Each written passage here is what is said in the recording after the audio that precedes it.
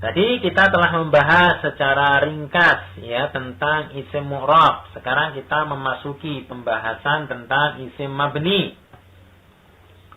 Baik, apakah itu isim mabni? Isim mabni adalah isim yang keadaan akhirnya tidak mengalami perubahan walaupun diletakkan pada posisi yang berbeda dalam suatu kalimat. Jadi dia nggak pengaruh. Diletakkan dimanapun, keadaan akhirnya tidak mengalami perubahan. Contohnya, untuk memperjelas definisi ini, misalnya kita ambil contoh, hadza jadidun. Ini baru ya. Kata hadza kita ambil contoh sebagai pengganti dari kata alkitab pada isim mu'rab ya. Hadza jadidun.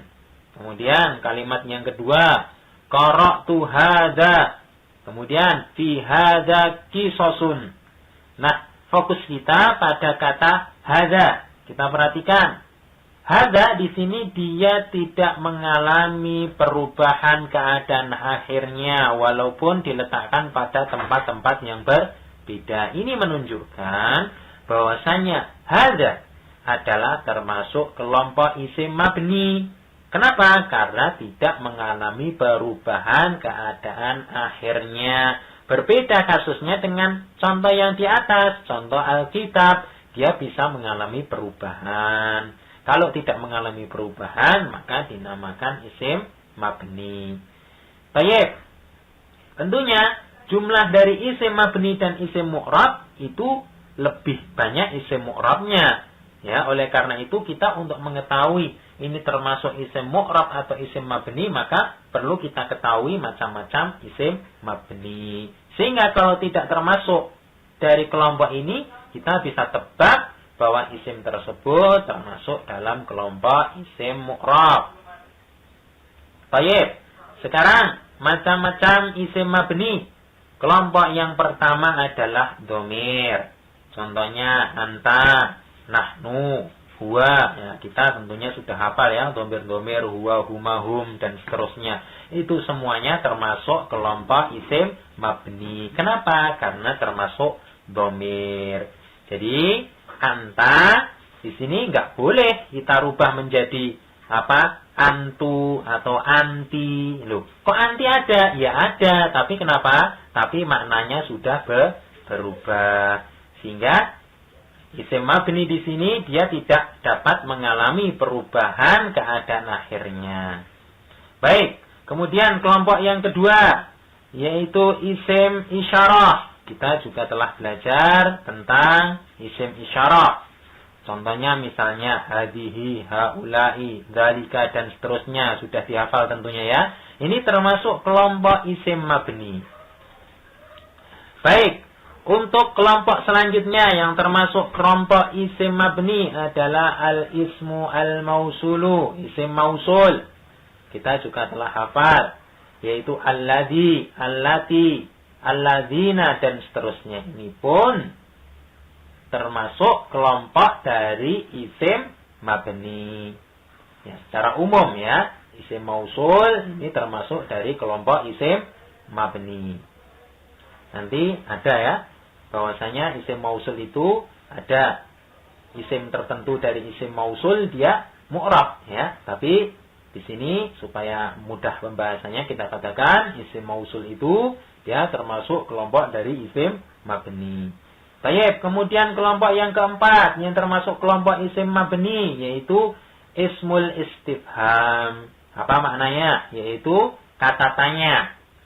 Jadi kata tanya dalam bahasa Arab itu dimasukkan ke dalam kelompok isim mabni. Jadi keadaan akhirnya tidak bisa mengalami perubahan. Contohnya misalnya man, ya, aina, kaifa. Man artinya siapa? Kata tanya ya.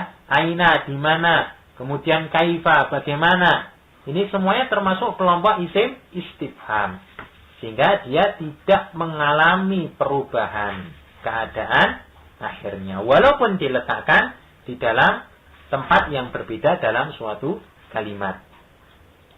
Baik, kemudian yang kelima yang masuk ke dalam kelompok isim mabni adalah isim syarat.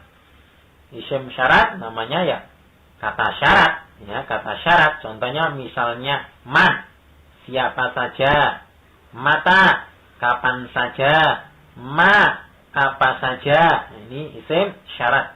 Demikian pula dia tidak mengalami perubahan akhir.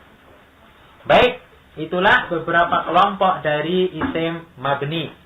Selanjutnya kita perlu perhatikan. Di sini ada catatan yang patut kita perhatikan.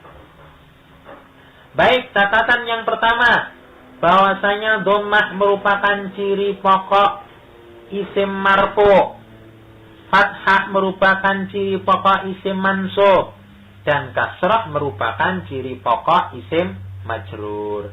Kenapa dikatakan ciri pokok? Karena nanti ada beberapa ciri-ciri cabang.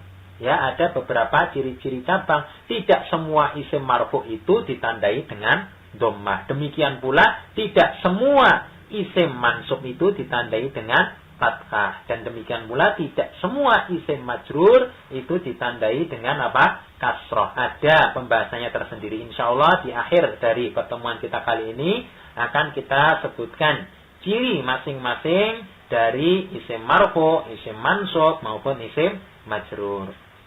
Baik, kemudian catatan yang kedua yang tidak kalah pentingnya yaitu bahwasanya ada beberapa kelompok isim yang perubahan keadaan akhirnya tidak ditandai dengan perubahan harokat, akan tetapi dengan perubahan huruf.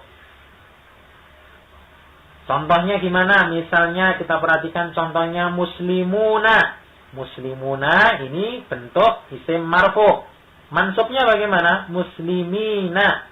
Untuk majrurnya juga muslimina. Nah, dia tidak mengalami perubahan harokat, akan tetapi kita lihat dia perubahannya, i'rabnya ditandai dengan perubahan huruf. Sehingga muslimuna cirinya kita katakan ciri rofaknya, ya, ciri dari isim marfu'nya dengan huruf wawu. Demikian pula untuk muslimina bentuk mansubnya dia ditandai dengan huruf apa? Ya. Demikian pula untuk isim majrurnya muslimina, ya sama ya, ditandai dengan huruf ya. Nah, demikian ya tentang beberapa catatan yang cukup penting yang patut kita perhatikan.